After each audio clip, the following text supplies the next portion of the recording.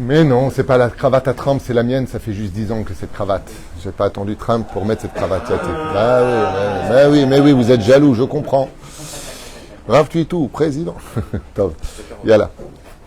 Attends déjà qu'on soit président à la maison chez soi, qu'on soit président déjà de notre corps.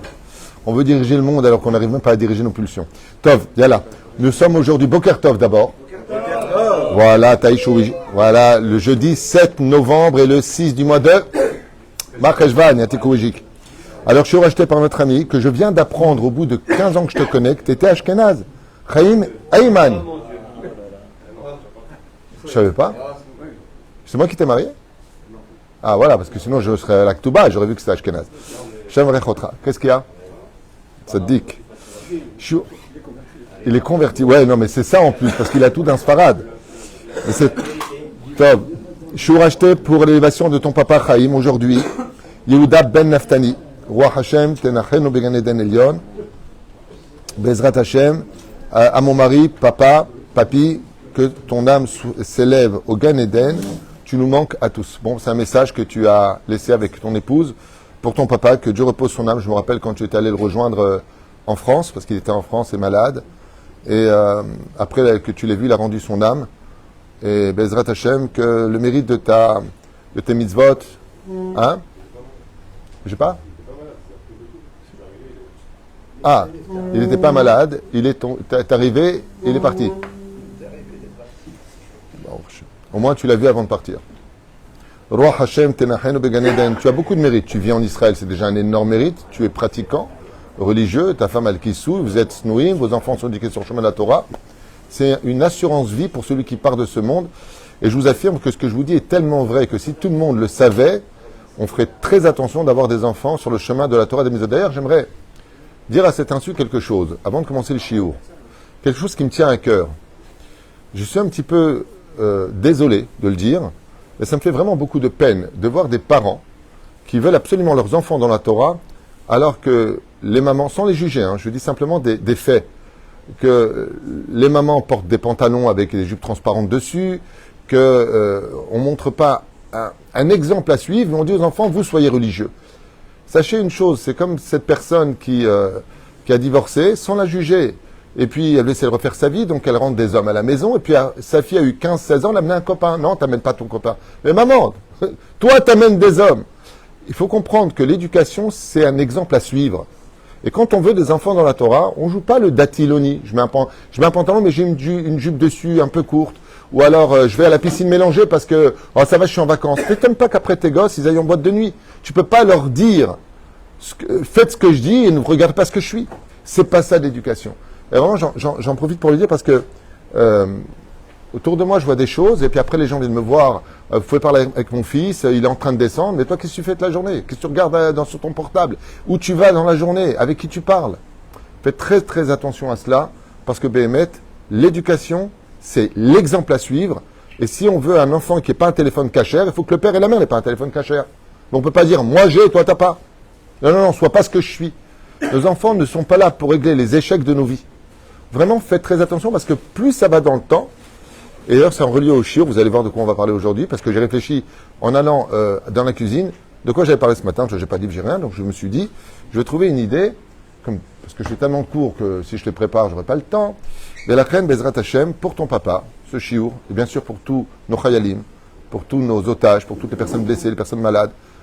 Les man shemo be'ahava, la Géoula est très proche, vous allez voir des résultats de toutes ces larmes versées se transformer en rire et en joie. Vous allez voir la Géoula, combien elle va nous surprendre, et heureux celui qui aura cessé d'être datiloni.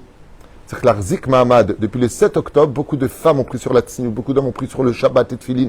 Mais le temps est tellement long, ces 2000 ans n'en finissent pas d'attendre du Mashiach, c'est long. Et on va essayer de comprendre dans ce shiur, justement, une parenthèse sur ce sujet, pour ceux qui veulent. Bonjour, disait-il. Ça, on l'a déjà dit. Alors, pour ceux qui ne le savent pas, j'ai dit tout à l'heure que nous étions le 7 novembre. Et donc, qu'est-ce que ça signifie? Que dimanche, on sera le 10 novembre. Et le 10, c'est le jour des payes des Avrechim. On a 83 Avrechim, 30 ici à Jérusalem, 53, 54. C'est le jour des loyers, c'est le jour où beaucoup de familles font tape à la porte. Donc voilà, pour ceux qui peuvent, pour le Maaser, ceux qui peuvent nous soutenir, ceux qui veulent monter sur notre barque, Tavo Alechem Bracha. Voilà, j'ai fait ma gita de loot. Je ne demande rien à personne, mais juste que le 10, on a besoin d'aide. Ceux qui peuvent, tant mieux. Bezrat Hashem. Et ceux qui ne peuvent pas, eh bien, un sourire suffira. Ce qui compte, c'est de faire teshuva. Si on faisait tous teshuva, on n'aurait pas besoin de tout ça. Quel sourire, quel sourire. Chaim, à toi et ton épouse, Rivka, c'est ça. Beaucoup de bonheur. Merci d'avoir acheté ce shiur chez nous. Les Yeshua ben Nechamot. Et on commence avec une fameuse question. Bo Chaim, Bechaim, Bo. Vayomer Asher el Avram. Dieu s'adressa à Avram et lui dit, Lech lecha, va pour toi de ta terre, de ta maison, ainsi de suite. Ve'Avraham ben Shivim ve'chamesh shanim, shana. Et Avraham avait 75 ans. À Emet, on sait tous que Akadosh Baruch Hu ne marque rien dans la Torah qui soit inutile. Mais si je vous pose une question bête, sur laquelle d'ailleurs ce shiur va être fondé, qu'est-ce qu'on en a à faire qu'il ait 75 ans, ou 74 ans, ou 76 ans, ou 80 ans?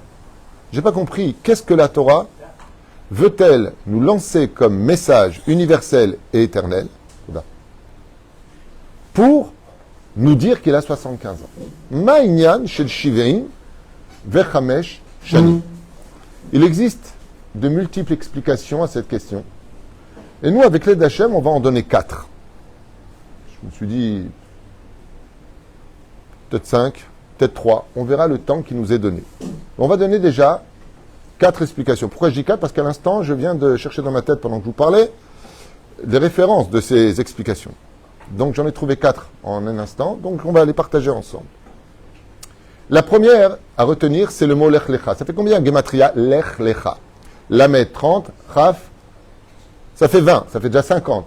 Otpam, 50, ça fait 100. Combien a vécu Avraham Avinu? 175 ans. Donc, Lech Lecha veut dire, maintenant ta destinée change pour 100 ans à venir. Donc, s'il est mort après 100 ans et qu'il avait 75 ans, ça lui fait 175 ans.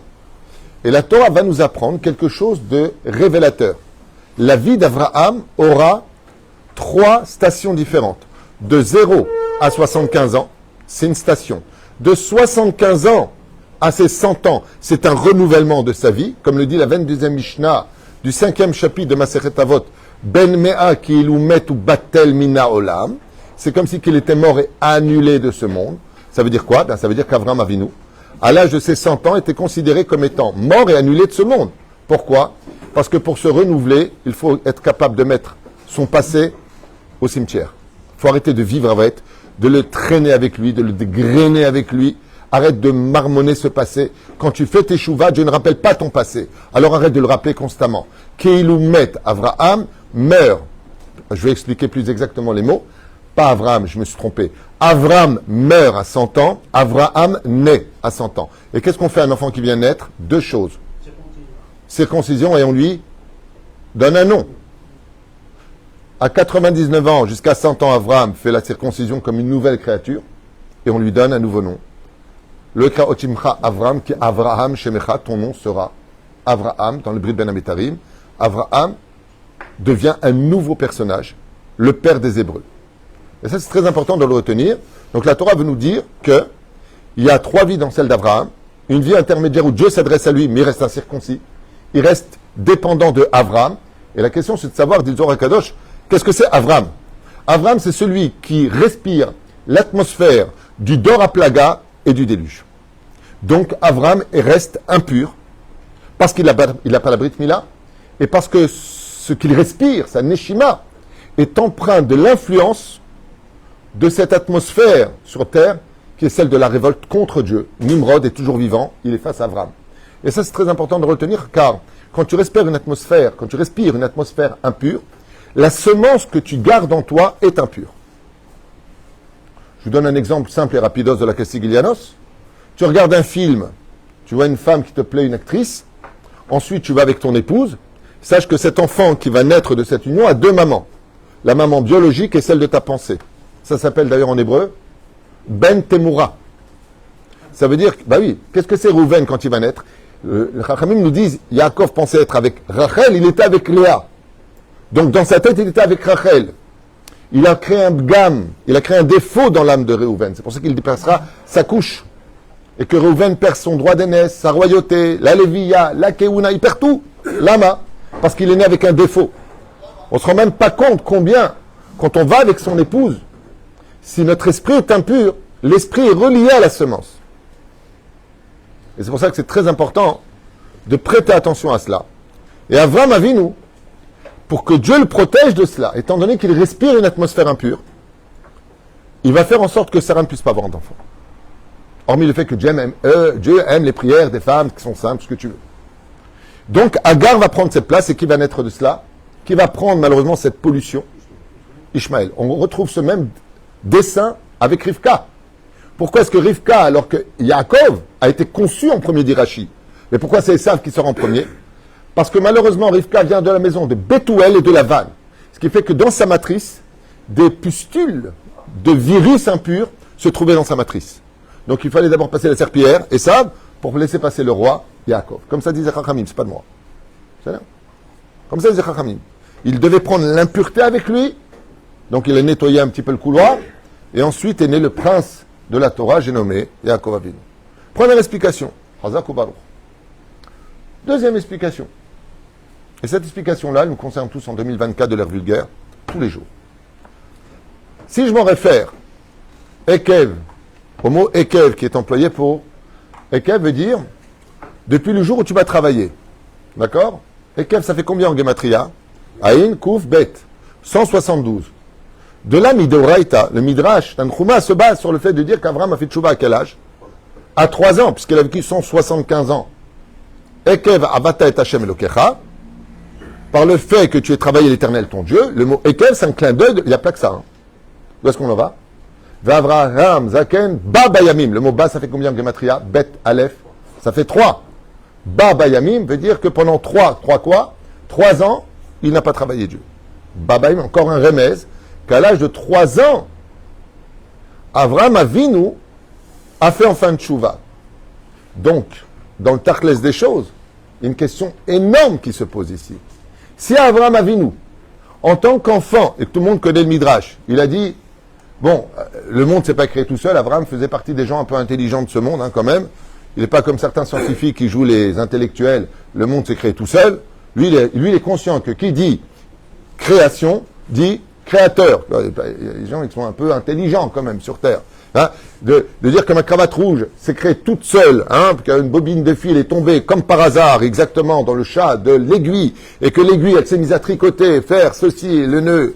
Enfin, je veux dire, n'importe quel abruti sait très bien que si une création existe, c'est qu'il y a un créateur. Bon, Abraham, il faisait partie des gens intelligents, ça fait plaisir. Parce que jusqu'à aujourd'hui, il y a des gens très intellectuels, hein, ils te disent, non, le monde s'est créé tout seul. L'atmosphère, la stratosphère, les satellites, Non, mais c'est impressionnant d'imaginer une telle chose. À la limite que tu dises, bon, il y a une force énergétique, mais ils font un peu de tchouva sur ce sujet-là depuis une trentaine d'années. Il y a une tchouva secrète qui est en train de se faire dans le monde scientifique, où ils reconnaissent qu'il y a un chef d'orchestre à tout ça. Toda Laël, ils ont un peu augmenté le niveau. Ça fait plaisir, sans les insulter, mais quand même, à un moment, faut...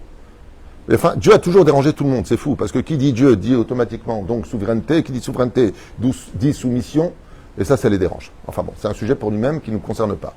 Abraham, il a fait tchouva à 3 ans. S'il a fait tchouva à 3 ans, le Midrash nous dit, bon, il a dit c'est le soleil, la lune, après il a dit, oh tiens, il y a un nuage qui couvre le soleil, bon, patati patata, il a dit, bon, alors si le nuage est capable de couvrir le soleil, c'est que c'est le nuage, le vent, il a poussé le nuage, bon, alors c'est le vent, la nuit est tout de suite tombée, il a dit, bon, alors, puisque le jour ne reste pas, alors c'est la lune qui a créé le monde, et puis le lendemain, bon, il a dit, écoutez, j'ai compris, Patebé, il a dit, il y a un qui a créé tout ça. Voilà, Hazak ou Baruch, Avram Avinu. Seulement, on a un problème avec ça, écoutez bien combien ça nous concerne tous. Pourquoi la Torah nous dit qu'il a 75 ans? Bémet, Daniel. S'il a fait tchouva à l'âge de 3 ans, combien d'années se sont écoulées jusqu'à ce que Dieu enfin lui réponde? 72 ans. Et il y a un grand secret en ça. 72 ans, c'est le nom de Dieu le plus puissant qui existe, le chiffre 72. C'est Shem Havaya di Yudin. C'est-à-dire Al-Pi Kabbalah. Mais ici, il y a quelque chose de très puissant. Il y a un enseignement universel pour toutes les générations. Combien de fois vous avez prié Hachem, fait des ségoulottes, fait le Perek Shira 1000 fois, aller au Kotel, donner de la tzedaka et prendre la bracha d'un tzaddik? Combien de fois vous avez prié pour qu'une chose arrive? Walou. Pas de résultat. On prie pour qu'il vive et il meurt. On prie pour qu'il se marie, le mariage n'aboutit pas. On prie pour que. Trouve un travail. Hachem, ça y est, j'ai un dioun, j'ai rendez-vous. Je t'en supplie que ce travail me prenne. J'ai besoin de travailler. Poter etiadecha, birkat Amazon, shomer brit mila, shomer taras. Il a tout fait le mec. Rabbi Jacob, ça y est. Échec total. Lama. Viens la paracha nous dit, hey, on n'a pas que ça à faire que de te raconter qu'il a connu Dieu à l'âge de 3 ans.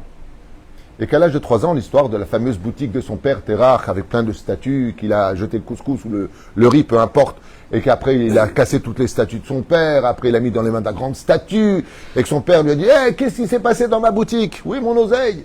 Ouais. Il lui a dit, écoute, c'est pas moi, je suis venu avec un plat de couscous, et on peut goûter, je lui ai donné, et les autres disent, moi aussi je peux goûter, le roi des dieux, là, que t'as mis ici, le grand, là, le truc imposant, il a dit, hey, les mecs, c'est moi le taulier ici. Il lui a dit, tu te moques de moi, depuis quand des statues? Ça parle, ça mange, ça boit, qu'est-ce que tu me racontes comme bêtise? Il lui a dit, tu entends ce que tu dis? Tu entends? Il avait 5 ans quand ça s'est passé, selon certains midrashim. Donc Avraham Avinu, il est proche de Dieu depuis son plus jeune âge. Et il fait hitbo des doutes et il parle à Dieu. Hachem, sauve-moi. Hachem, parle-moi. Hachem! Hachem! Et Akadosh Baruch Hu, il lui dit, absolument rien. Il n'y a pas de message de Dieu. Il y a un silence de mort. Rabbi Nachman, dans le Sefer Amidot, il répond à ça de façon magnifique. Pas directement sur ce verset-là, mais il répond à cette question-là sur d'autres sujets qui coagulent parfaitement avec ça. Et il dit, fais très attention dans la vie, tout est horlogé dans le monde d'en haut. Comme une fois avec le Rav Shach, je vous avais raconté que le Khatan, il a cassé le verre. À la fin de la choupa, tu casses le verre.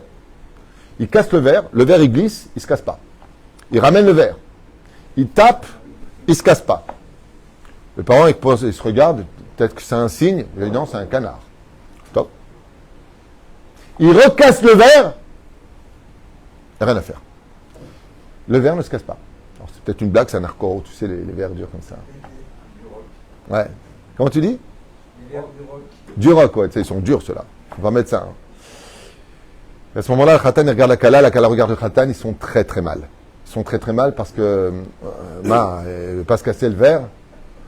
Le Rav Shach, qui était en train de faire la choupa, il les regarde avec un grand sourire et lui dit, casse-le.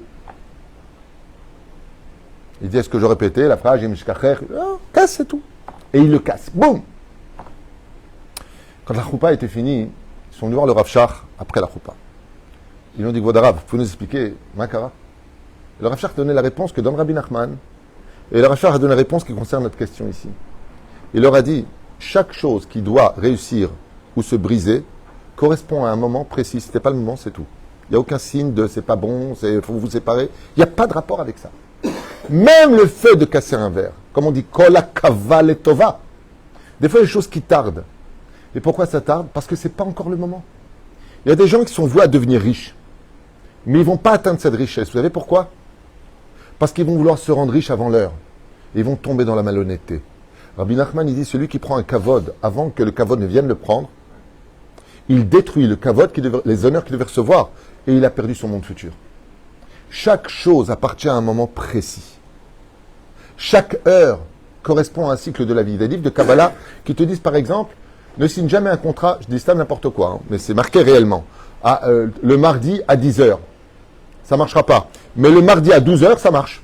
Il y a des cycles, comme l'explique Rashi, dans la paracha de Bereshit, pour le 4e jour où Dieu créa le ciel, la lune, les constellations, ou si vous préférez Maseret Shabbat de Dafkouf Nunvav, où il y a le cycle du Mazal existe. La marloquette entre Rabbi Hanina et Rabbi Yochanan, est-ce qu'on a du Mazal ou pas, n'a rien à voir avec la question que les gens ne comprennent pas et je suis assez choqué. La Gemara ne parle pas est-ce qu'on a du Mazal ou pas. C'est pas ça du tout la question. La question de la Gemara, c'est de savoir, est-ce que si on a Mazal, on peut le changer ou pas. C'est ça la question. Il faut arrêter avec les délires. À Kol Talia de Mazal, il n'y a pas de marloquette à savoir si on a du Mazal ou pas dans la vie. Le Gemara nous dit, le Zohar nous dit, tout dépend du Mazal. Comme le dit Ibn Ezra, comme le dit Rabbi Shimon Bar Yochai, comme tout le monde le dit. Seulement si tu as de la Torah, tu peux changer ton Mazal. Il y a des gens qui peuvent, il y a des gens qui ne peuvent pas. Ça, c'est le dioun de la Gemara, Bedavkouf Nunvav, Amoud Aleph, en bas de la page. Avram, il peut pas avoir d'enfant. Avraham, il peut avoir d'enfant. Donc tu vois qu'on peut changer. Zahashela. Velachem. Il y a des choses qui vont dépendre du temps. Akadosh Baruch Hu ne peut pas s'adresser à Avraham ou Avram, dans le cas échéant, jusqu'à ses 75 ans. Il faut qu'il arrive à un moment précis. Maintenant, c'est le moment de lui parler. Maintenant, c'est le moment de s'adresser à lui. Il y a un moment précis. Quand tu viens pour te marier et que ton mariage s'annule, c'est parce que c'est pas maintenant, Nekuda. Te prends pas la tête. Tu dois acheter une maison. Elle te passe sous le nez. Oh, mince! Un an plus tard, ça y est, je l'ai acheté. Le mec qui devait la prendre, qui m'a doublé, il s'est rétracté. Zazman, si tu veux de la bracha, si tu veux que ça marche, si Dieu s'était adressé à Abraham à 74 ans, il n'aurait jamais pu devenir Abraham. Chaque âge est une station. Et c'est pour ça que je vous avais dit d'ailleurs qu'il y a des anniversaires qu'il ne faut pas rater. Dans la Torah, on te donne les stations des anniversaires qu'il ne faut pas rater. Vous le connaissez? Non? 5 ans, 10 ans, 13 ans, 18 ans, 20 ans, 30 ans, 40 ans, 50 ans. Mishnah, Kaf, Bet, Perek, Chamishi, les Maseret Avot. Ben Chamesh, la Mikra, Ben Eser, la Mishnah, Ben Shosesre, la Mitzvah, Ben Chamesh Esre, la Talmud, Ben Shmona Esre, la Choupa, Ben Isrim, Nirdof. Pourquoi tout ça? Parce qu'à 20 ans, on est jugé dans le ciel, tandis qu'à 13 ans, on est jugé que sur terre. Toutes ces stations-là sont des anniversaires précis. Et la Torah nous dit quel changement il y a entre, attends, je comprends pas, 40 ans et 50 ans. On te dit, je vais te répondre. Ben Arbaim la Bina, Ben Chamishim la Etza. À 40 ans, tu as un cadeau du ciel ce jour-là. Dieu te donnera la distinction dans l'intelligence. C'est pas pareil d'épouser un homme qui a moins de 40 ans et un homme qui a plus de 40 ans. Cette station-là te rajoute quelque chose. À 50 ans, la vie est une école. Tu peux commencer à donner des conseils, même si tu n'es pas très instruit. Pourquoi? Parce que, comme l'avait dit une fois d'ailleurs un grand philosophe chinois, que je respecte beaucoup, même s'il disait aussi des bêtises, il ne faut pas l'ignorer. L'expérience de l'homme est comme une lanterne qu'on accroche à son dos afin d'éclairer le passage des autres. Il y a un moment dans la vie où la vie est une école. C'est bon. C'était Confucius, je fais quand même honneur, mais bon. Juste pour retenir un petit peu ce langage. Et Akadosh Baruch Hu vient nous apprendre. Hé, toi, t'es mieux qu'Avraham Avinu, qui a été battu par son père, qui a été dénigré, qui a perdu tous ses amis, il était isolé. Pourquoi on l'appelle Avraham Ivri? Parce qu'il était en face seul, il a perdu tous ses amis. Il est resté fidèle à Dieu. Mais adresse-toi à lui avant. Parle-lui, dis-lui quelque chose. D'un coup, la Torah vient nous dire Vayomer Hashem el Avram. Dieu s'adressa à lui. Quand? À 75 ans. Oy vavoy, nous disent les Chachamim. Si Dieu s'était adressé à lui, si s'était adressé à lui avant, si Avraham était parti de Ur-Kasdim, en dehors de ses 75 ans ou 76 ans, ça aurait été un échec pour la suite. Tu sais, c'est très simple à comprendre. Vous voyez des rails, vous connaissez le train, ouais? Vous connaissez le train. À un moment, qu'est-ce qu'il fait? Il change de rail. Pourquoi il change de rail? Parce que juste après, à 50 mètres, il y a un mur qui sépare les directions. Imaginez que, oh écoute, ça va, on va pas changer ici de rail, on va faire ça à 50 mètres plus loin. Qu'est-ce qui se passe? Ben, il se prend le mur. Et qu'est-ce qui se passe s'il ne prend pas le mur? Il va tout droit. Il y a un autre train qui arrive. Parce qu'au niveau des horaires, ouais, s'il ne change pas de direction, si le mec ne fait pas son travail à bouger les rails, ben, il y aura une coalition. Ça se dit ça? Collision. Collision. Coalition, c'est pour les politiques. Ouais, je fais ce que je veux. C'est du français tunisien, mon pote. Mais la reine, c'est une collision. Donc, pour éviter les accidents, il y a des moments où, par exemple, c'est pas le moment par rapport à ton mazal. C'est pas le moment par rapport à ton immaturité. Dieu sait ce qui est bon pour toi. Troisième explication, il faudrait peut-être qu'on avance. Troisième explication, c'est que si, dès que tu fais tchouva, donc une explication de Rabbi Nachman, si dès que tu fais pas que de lui, le Pele Yoetz, beaucoup de livres de Moussa reviennent là-dessus, si tu fais tchouva et que tu t'adresses à Dieu et qu'il s'adresse à toi, tout le monde fait tchouva. C'est-à-dire qu'avant d'accéder à un retour, il y a un mifran sur ta émouna. Et cette explication de la émouna, par exemple, oh, je fais Shabbat, je suis toujours au chômage, j'ai pas de boulot, je mets les tefilines, rien qui se passe, je sais pas, moi j'ai accompagné plein de khatanim, je suis toujours pas marié. Mais Baba, si dès que tu fais Shabbat, t'es millionnaire, si dès que tu mets tes tefilines, tu as ce que tu veux, dès que tu accompagnes un khatan, tu te maries dans la semaine, il n'y a plus besoin d'émouna.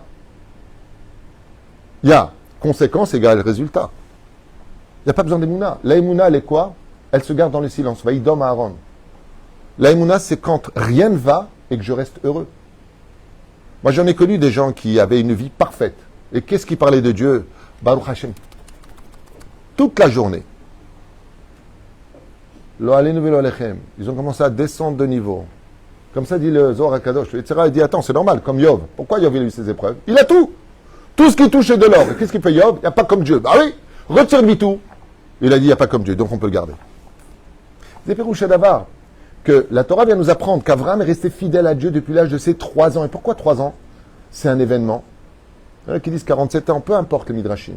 Mais pourquoi 3 ans, c'est un événement? Eh bien, tout simplement, parce que de faire, disent les Chachamim, teshuva quand on est jeune, ça n'a rien à voir avec quelqu'un qui fait teshuva à l'âge de 75 ans. La teshuva de quelqu'un quand il est jeune, c'est le moment où on a envie de découvrir le monde, de voyager. Moi, j'ai connu plein de gens, des copains, moi, qui m'ont dit, je ferai teshuva quand je serai marié. Qui t'a dit que tu vas te marier? Bon, je ferai teshuva. Il y a un mec qui m'a dit, je ferai teshuva à 40 ans comme Rabbi Akiva. Il a 71 ans. Il n'avait pas fait teshuva encore. Pérouche Adavar, que Akadosh Baruch Hu vient nous apprendre ici qu'il y a un laps de temps. Ne crois pas que c'est parce que tu fais ce que tu fais que tu mérites que je m'adresse à toi. Les Chen Chazal nous disent, malheur à celui qui dira, j'ai prié Dieu et il m'a écouté. C'est absurde de dire ça. C'est de l'orgueil. On dit, dans sa grande miséricorde, Dieu a eu pitié de moi, il m'a écouté. Dieu ne te doit rien. C'est toi qui dois tout. Dieu t'a créé pour faire la Torah et les mitzvot. Si tu es juif, 613 plus 7. Si tu n'es pas juif, 7. Et si tu les fais, qu'est-ce que dit Rabbi Tarfon? Qui les karnotzarta? Tu as été créé pour ça. Quand tu viens, tu dis, je fais Shabbat. La réponse est, heureusement que tu fais Shabbat. Tu vas au Guéhinam. Ma ta rotse. En לך חלק לעולם הבא, מה אתה רוצה? אז זה פירוש הדבר. אברהם אבינו, qui est resté fidèle à Dieu, נאמן לבורא עולם. Il est Néeman. Ouais. On le jette dans la fournaise ardente, il a fait de la prison, on l'a jeté à Nimrod, il a fait de lui une serpillière. Il avait plus de copains. Tout le monde était un fou. On lui a proposé de l'argent quand tu as 16 ans, 17 ans, 20 ans. On ne parle pas de ces moments-là d'Abraham Avinu. C'est pour dire qu'Abraham, avant que Dieu ne se soit adressé à lui, il a été grainé, traîné dans une espèce de boue.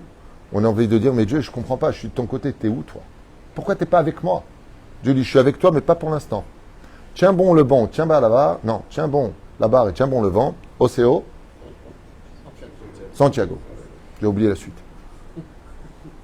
Les Pérouché d'Avar. 4e explication. Après, vous posez vos questions. Et la 4e explication, c'est la plus belle. C'est celle du Rabbi. Et je dois avouer que pour moi, c'est la plus belle de toutes. Quoique, à émettre, elles sont toutes très belles. Écoutez bien ce que dit le Rabbi Lubavitch. Une explication qui vaut vraiment le détour. Et il dit justement que c'est la teshuva d'Avraham Avinu qui a empêché Dieu de se dévoiler. Incroyable. C'est-à-dire que le Rabbi, il est possède la teshuva d'Avraham Avinu. C'est quand même vachement curieux de constater que le Rabbi Lubavitch, il dit que la teshuva d'Avraham Avinu, elle n'était pas valable. Pourquoi? Il dit parce que, en étudiant les Midrashim, ce que nos sages nous livrent sur la teshuva d'Avraham, mais c'est pas valable. C'est un cartésien. C'est une émouna qui est construite sur quelque chose qui dépend de l'intellect. Ah, c'est Dieu le soleil. Ah, c'est le nuage de soleil. Ah, parce que comme le vent, il a poussé... Dis-moi, t'es dans quoi? Dans des calculs? Tu crois que Dieu est dépendant d'un calcul mathématique? Que Dieu a besoin d'une logique? Que Dieu peut, quand il va proposer sa Torah dans Masechet Avodah Zarah, est-ce que vous voulez ma Torah? Tu crois que Dieu, il a besoin d'entendre qu'est-ce qu'il y a marqué dedans? Ça veut dire que si tu ne comprends pas ce que je te dis, tu vas commencer à me discuter. Ouais, le lin, la laine, c'est des bêtises. Le lait, la viande, ah, ça va. Tu manges du lait avant, tu peux boire de la viande après. Le contraire, tu peux pas. Attends, je comprends pas. Ou, quel problème il y a de prendre la main de sa copine, je me avec elle dans 3 mois, ça va. Tu es très intellectuel. Et si tu es intellectuel, tu feras jamais de tchouva. Ta teshuva, elle est psoula. Tu sais pourquoi?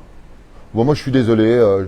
Je mets le pantalon, ok, je suis une femme. Ben, je trouve que c'est plus pudique qu'une jupe. Alors, excuse-moi, moi, j'ai peut-être le pantalon, ok, mais je fais pas du lachonara de ta journée avec un kissouille. C'est des calculs. Le Rabbi, il vomit cette teshuva-là.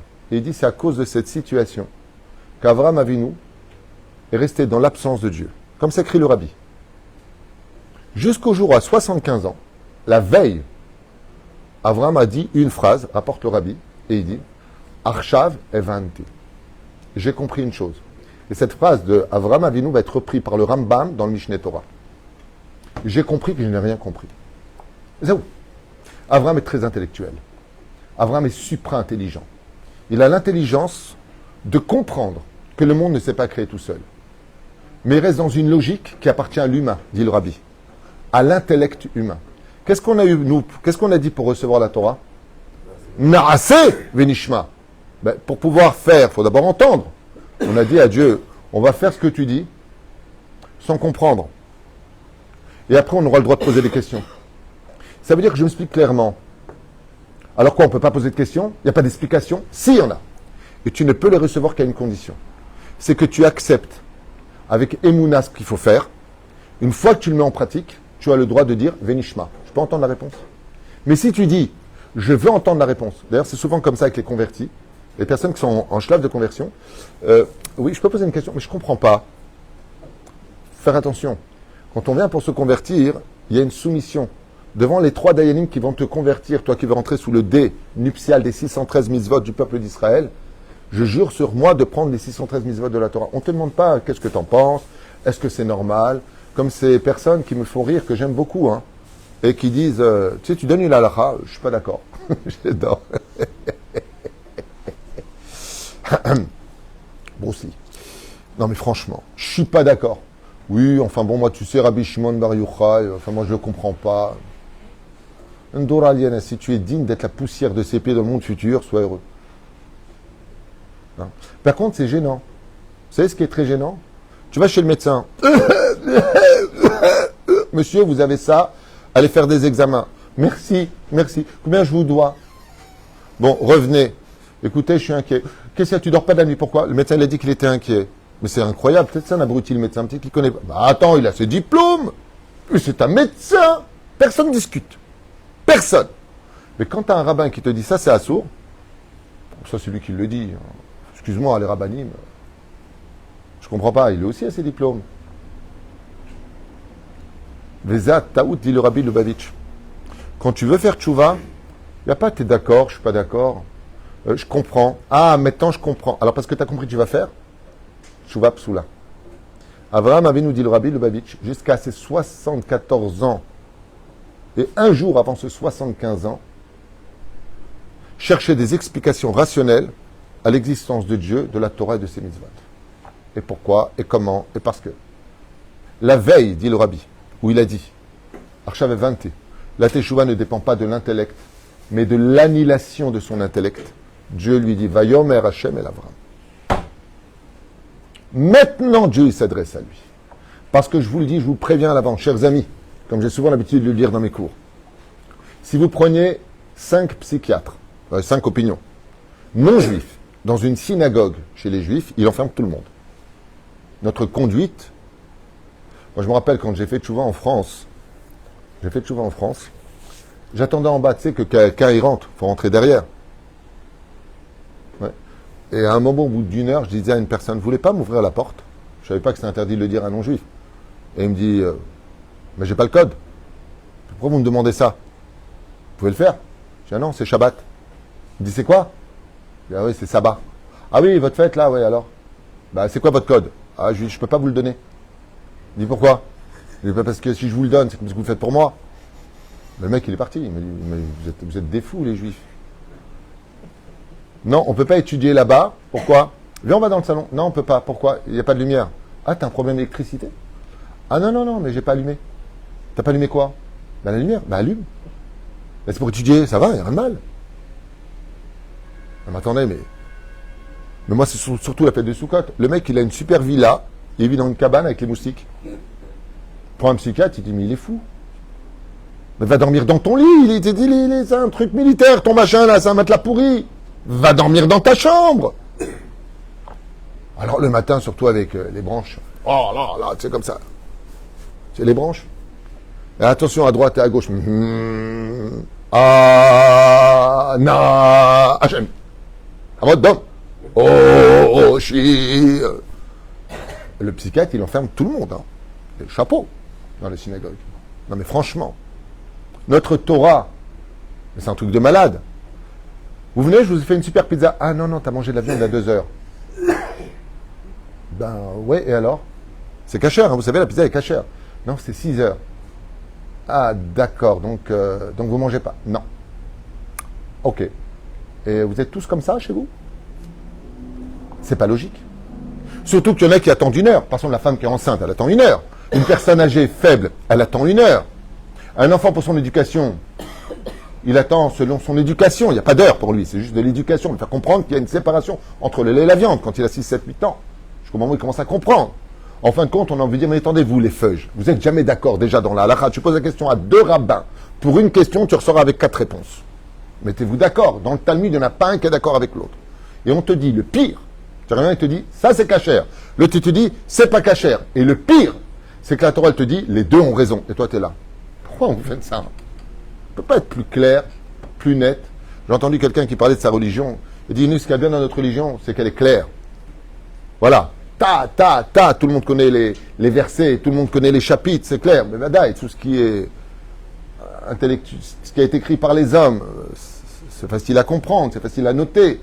Mais ce qui vient du divin, nous, ça fait 3500 ans qu'on a reçu la Torah et on écrit encore des livres pour essayer de comprendre le Talmud. Alors, j'en profite une fois de plus pour dire à toutes ces personnes non juives sur les réseaux sociaux, arrêtez de lire des Talmuds et des machins et te dire, regardez ce qui a marqué, voilà ce que ça veut dire. Parce que nous, on n'est pas un peuple bête, je vous l'affirme, et je pense que on l'a assez prouvé ces derniers siècles. Jusqu'à maintenant, on est toujours en train de comprendre le Talmud. Ça fait 2000 ans qu'on l'étudie. Donc faites-moi plaisir dans les réseaux sociaux d'arrêter de prendre des trucs d'internet traduits en français.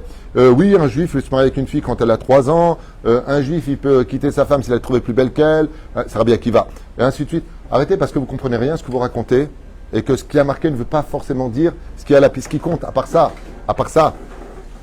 ce qui compte, ce n'est pas ce qui a marqué, c'est ce qu'on en fait. Pour l'instant, Baruch Hashem, le peuple d'Israël a montré, Baruch Hashem, je dis bien Baruch Hashem, une conduite exemplaire à travers ces 2000 ans de pérégrination à travers les nations du monde. Et Baruch Hashem, les nations ont toujours été contents qu'il y ait des juifs parce que le juif apporte la bénédiction. Les juifs, c'est quelque chose de très spécial. On ne brûle pas de voiture, on ne fait pas de mal. Et c'est vrai que quand on chope un juif qui a fait de l'arnaque, alors ça fait une tache sur un drap blanc. C'est vrai. C'est vrai que ça fait mal. Mais l'ensemble du peuple d'Israël est un peuple merveilleux. Et la reine, dit le rabbi de Lubavitch, et je finirai avec ça, les avrils sont arrivés. Le rabbi, il dit, tant qu'il était resté dans le cycle de l'intellect, Dieu ne s'adresse pas à lui. Mais le jour où Avram a pris son intellect, il a mis de côté, Vayomer Asher, Hashem, El Avram, et seulement après, vous verrez d'ailleurs, que quelqu'un qui a de la Emouna ne dira jamais pourquoi. Par contre, une fois qu'il a fait ce que Dieu lui demande, il a le droit de comprendre pourquoi. C'est un droit à la demande de tous ces livres derrière.